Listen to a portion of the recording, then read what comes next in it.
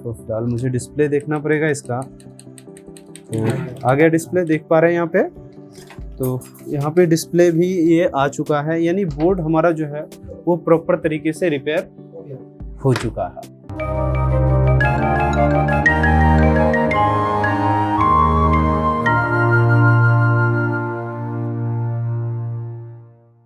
हाय dear friends, Multitech institute में आप सबका फिर से बहुत बहुत स्वागत है। आज हमारे पास एक मदरबोर्ड है आइडियापैड 330 मॉडल का, और जिसके अंदर जो ये प्रॉब्लम है वो डेड प्रॉब्लम है, जिसमें कि देख सकते हैं कि हमारे पास किसी ने कोरियर किया है। और इस बोर्ड में जो दिक्कत है वो मैं आपको पढ़ के सुनाता हूँ।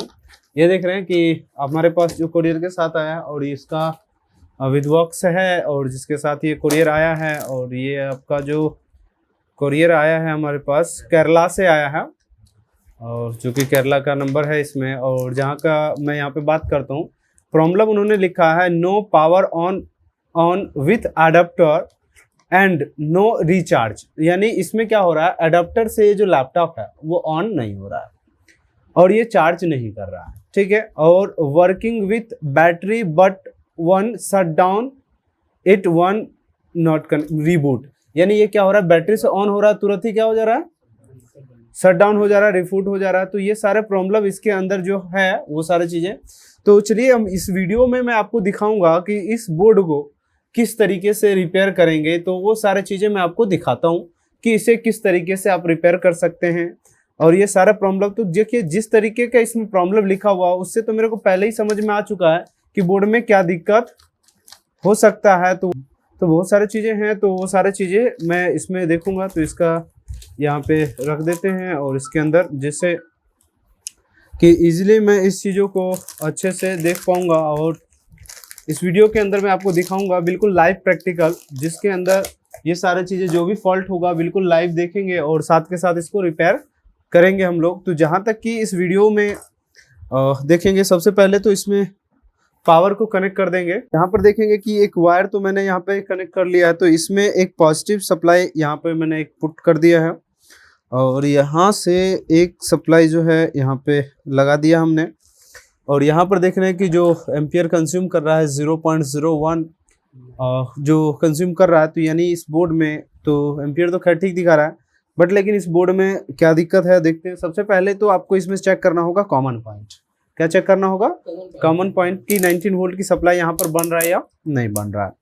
सबसे पहला ये हमने इसका डायग्राम डिजाइन कर रखा है, जो कि एन चैनल वाले का है ऑलरेडी, क्योंकि इन लोगों का ऑलरेडी ऑनबोर्ड चल रहा है। और जिसमें इसका जो आज का टॉपिक है वो वोल्टेज सेक्शन है, और उसी सेक्शन से रिलेटेड में भी ये फॉल्ट है जहाँ तक कि मुझे ये पता चल रहा है। तो साथ के साथ ये टॉपिक आपको भी प्रैक्टिकली हम करके दिखाते हैं। तो एक प्रोब को यहाँ से ग्राउंड पे रख लेना है, और यहाँ से चेक करना है, ये कॉमन पॉइंट है। तो कॉमन पॉइंट पे वोल्टेज यहाँ पर है 0। कॉमन पॉइंट पे जो वोल्टेज है वो यहाँ पर क्या है, 0। यानी 19 वोल्ट की सप्लाई यहाँ पर मिसिंग। क्या है, 19 वोल्ट की सप्लाई क्या है, मिसिंग है। तो इस केस में सबसे पहले हमें ये चेक करना होगा कि ये PR चेक कर लेते हैं, कहीं ग्राउंड से तो बीप नहीं कर रहा है, क्योंकि ग्राउंड से बीप करेगा तो शॉर्टिंग होगा। तो यहाँ से देख रहे हैं कि ग्राउंड से ये बीप नहीं कर रहा, यानी बोर्ड में शॉर्टिंग नहीं है। चलिए, तो अब दूसरा लेवल में, तो इस केस में आपको अब देखना होगा कि जो स्टार्टिंग में ट्रेसिंग जो करेंगे, सबसे पहला हम वोल्टेज पे रखेंगे। सबसे पहले कनेक्टर पे चेक करेंगे 19 वोल्ट की सप्लाई आ रहा है या नहीं आ रहा है यहाँ पे। उसके बाद यहाँ पर देखेंगे एक कॉइल लगा हुआ आ रहा है यहाँ पे। कॉइल के जरिए होते हुए यहाँ पर मॉसफेट पे इन हो रहा है, 19 वोल्ट आ रहा है यहाँ पे। बट लेकिन यहाँ के सोर्स से जो है वोल्टेज वो आउट नहीं हो रहा है। सोर्स से वोल्टेज क्या हो रहा है, आउट नहीं हो रहा। क्या इसका गेट इनेबल हो रहा है, तो गेट भी इनेबल नहीं होगा।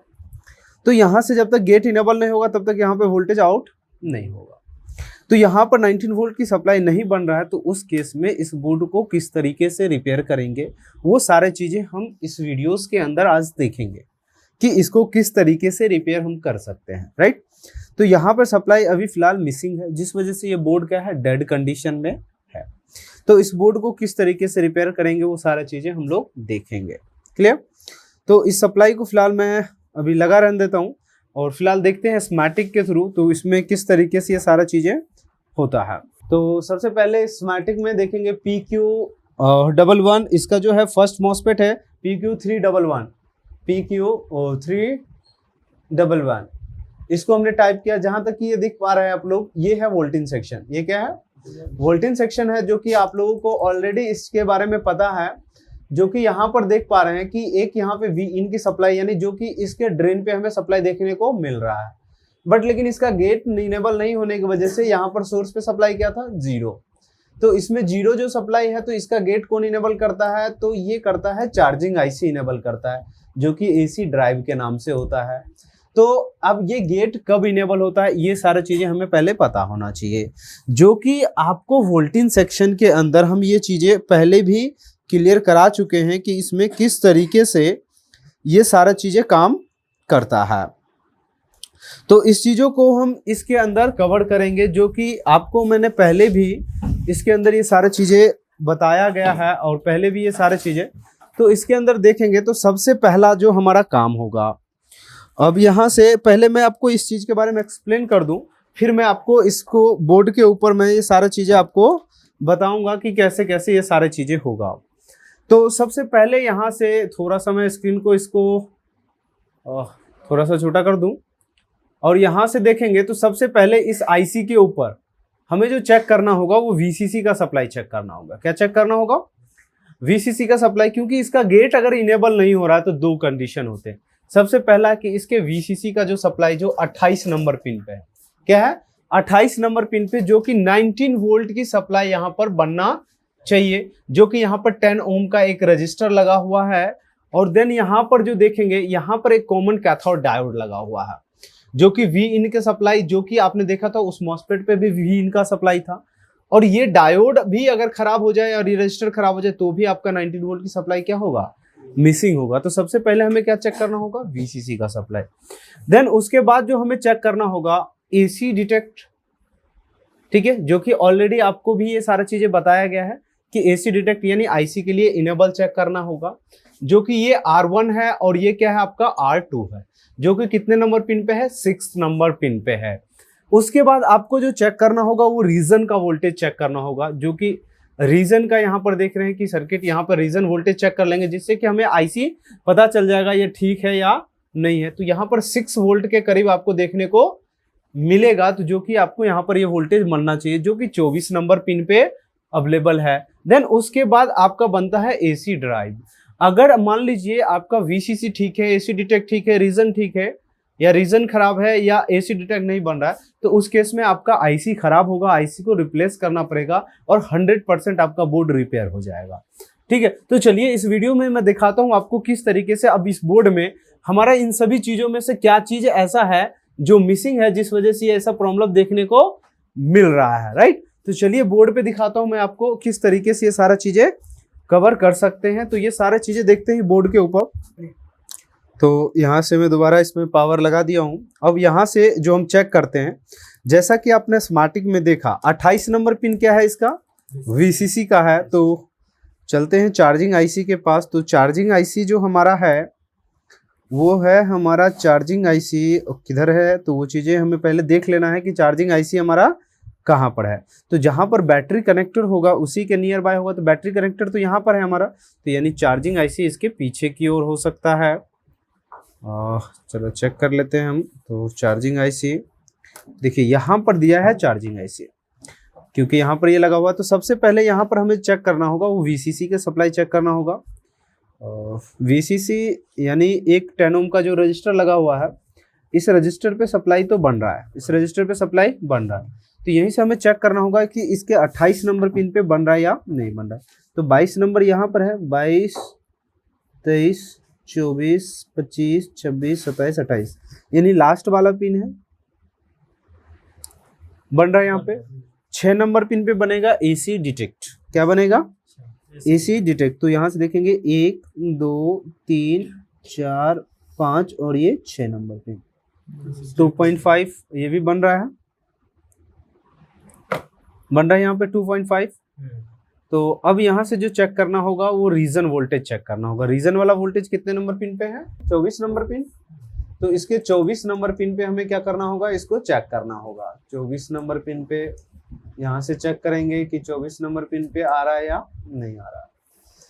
तो 24 नंबर पिन पे चेकते हैं, तो यहाँ से देखेंगे 22 नंबर ये है, थोड़ा लाइट इस पे जलाइए थोड़ा सा। 22 ये हो गया, 22, 23 और ये होगी 24 नंबर पिन, जो कि रीजन का वोल्टेज यहाँ पर क्या है, 0 है। क्या है, 0 है। 22, 23 ये हो गया और ये 24 नंबर पिन पे जो कि वोल्टेज क्या है, 0 है, यानी आईसी का फॉल्ट है। किसका फॉल्ट है, आईसी का फॉल्ट है, जो कि रीजन का वोल्टेज यहाँ पर नहीं बन रहा है। तो यहाँ पर क्या है, इस चीज का फॉल्ट है जिसमें बोर्ड में ये चीज की दिक्कत आ रही है, जिस वजह से इसका गेट इनेबल नहीं हो रहा है। ठीक है, तो हमें इस आईसी को क्या करना होगा, रिप्लेस करना होगा।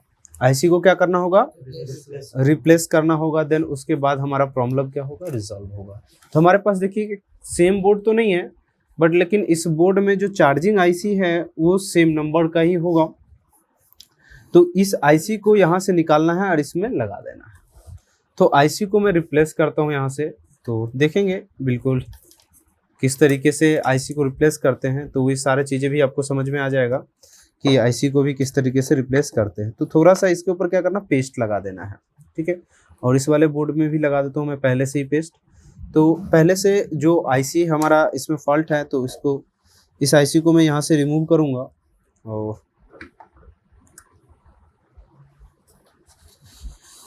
इस आईसी को यहाँ से क्या करना है, रिमूव कर लेना है, क्योंकि ये आईसी काम नहीं कर रहा है हमारा।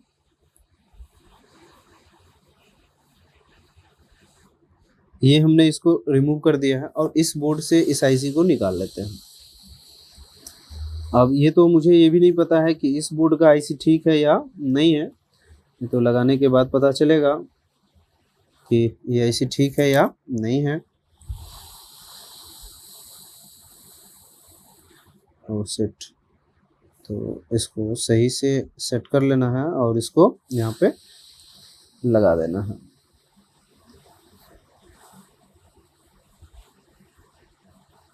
और थोड़ा सा हल्का सा इसको पुश कर देना है, जिससे कि इजीली ये बैठ जाए बोर्ड पे।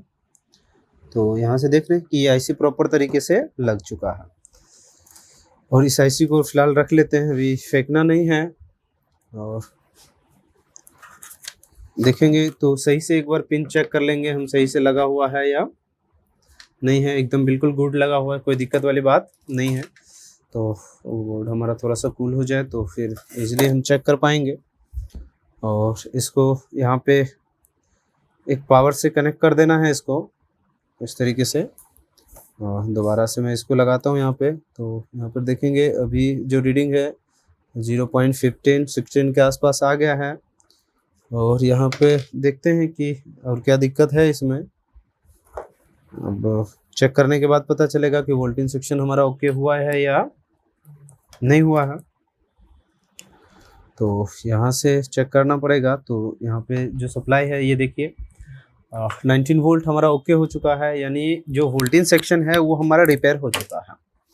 क्योंकि इसमें जो प्रॉब्लम था वो चार्जिंग आईसी का प्रॉब्लम था।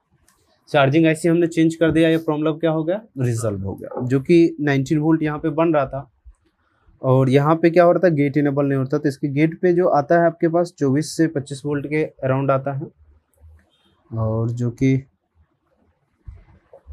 देखेंगे यहाँ पे, तो ये यहाँ पे 19 वोल्ट और यहाँ पे भी 19 वोल्ट, यानी यहाँ पे वोल्टेज तो यहाँ पे मिल रहा है। तो अब यहाँ से बोर्ड को ऑन करके भी हम चेक कर सकते हैं कि बोर्ड ऑन हो रहा है या नहीं हो रहा। तो यहाँ से देख रहे हैं कि बोर्ड भी हमारा क्या हो चुका है, ऑन हो चुका है। जो कि यहाँ पर देख रहे हैं कि एलईडी इसका ग्लो भी कर रहा है। और ये देखेंगे तो आपका ये बोर्ड ऑन हो चुका है। और मैं इसमें देख लेता हूँ कि डिस्प्ले आ रहा है या नहीं आ रहा है, क्योंकि जो इसमें प्रॉब्लम था वो वोल्टेज सेक्शन का प्रॉब्लम था। जो कि आपने देखा कि रीजन का वोल्टेज नहीं बन रहा था, जिस वजह से मुझे इस आईसी को चेंज करना पड़ा। और तो फिलहाल मुझे डिस्प्ले देखना पड़ेगा इसका। तो आ गया डिस्प्ले, देख पा रहे हैं यहाँ पे। तो यहाँ पे डिस्प्ले भी ये आ चुका है, यानी बोर्ड हमारा जो है वो प्रॉपर तरीके से रिपेयर हो चुका है। जो कि इसमें प्रॉब्लम क्या था, एक सिंपली चार्जिंग आईसी का फॉल्ट था, जिसे हम लोगों ने फाइंड किया। और एग्जैक्ट आपको ये पता करना होता है कि एग्जैक्ट आपने बोला चार्जिंग आईसी का फॉल्ट है तो वो चार्जिंग आईसी का ही फॉल्ट होना चाहिए। ऐसा नहीं है कि हम लगा करके चेक करेंगे, चल गया तो ठीक है, नहीं तो फिर दोबारा चेंज करेंगे, ऐसा नहीं होना चाहिए। 100% आप श्योर हो जाओ कि चार्जिंग आईसी का फॉल्ट है, तभी चार्जिंग आईसी को चेंज कीजिए, अदरवाइज उसको मत चेंज कीजिए। जैसे कि हमने देखा वीसीसी का सप्लाई हमारा ठीक था, एसी डिटेक्ट ठीक था और रीजन का वोल्टेज नहीं बन रहा था। रीजन नहीं बनने के वजह से इस मॉसफेट का गेट इनेबल नहीं हो रहा था। तो पहले हमने रीजन के वजह से में रीजन नहीं बनता है तो 100% आपका आईसी क्या है, खराब है। अगर रीजन भी बन रहा होता है, एसी ड्राइव नहीं बनता, तो उस कंडीशन में पहले एसी ड्राइव का रजिस्टर चेक करते और सीएमएस एसआरसी का रजिस्टर चेक करते, जो कि पहला हमें फॉल्ट कहाँ मिला, रीजन पे ही मिल गया, जिस वजह से हमने ट्रेसिंग यहीं पर क्या कर दिया, स्टॉप कर दिया। अभी मैं रीजन का वोल्टेज चेक करके दिखाता हूँ कि उस समय तो रीजन का वोल्टेज तो नहीं बन रहा था। अभी देखते हैं कि रीजन का वोल्टेज इसका बन रहा है या नहीं बन रहा। तो रीजन का वोल्टेज यहाँ पर जो देख रहे हैं 6 वोल्ट के अराउंड बन गया यहाँ पे रीजन का वोल्टेज, जो कि पहले यहाँ पर क्या था, रीजन का वोल्टेज 0 था। क्या था, रीजन का वोल्टेज 0 था, और जिस वजह से ये बोर्ड हमारा क्या था, डेड था, जिस वजह से ये बोर्ड क्या हो रहा था, ऑन नहीं हो रहा था। तो रीजन का वोल्टेज आते ही हमारा बोर्ड क्या हो गया, वोल्टिंग सेक्शन ओके हो गया, और बोर्ड हमारा ये चार्जर से भी ऑन होना स्टार्ट हो गया, जो कि आपने देखा था कि ऑलरेडी मेरे पास वो पर्ची इसका आया हुआ था, जिसमें इसमें सेम यही चीज़ें लिखा भी था, और यहाँ पर देख पा रहे हैं कि साफ साफ ये सेम चीज़ का इशू था, जिसे हम लोगों ने इजी तरीके से इसको रिपेयर किया और अच्छे से ये सारा चीज़ें हमारा क्या हो गया, कंप्लीट हो गया। तो इसी तरीके से कोई भी आपको अगर बोर्ड रिपेयर कराना हो या कोई भी कोर्स करना हो, तो हमारे दिए गए चैनल पे नंबर जो है, उस नंबर पे आप कांटेक्ट कर सकते हैं। और वीडियो पसंद आए तो लाइक कीजिएगा, शेयर कीजिएगा। Thank you so much.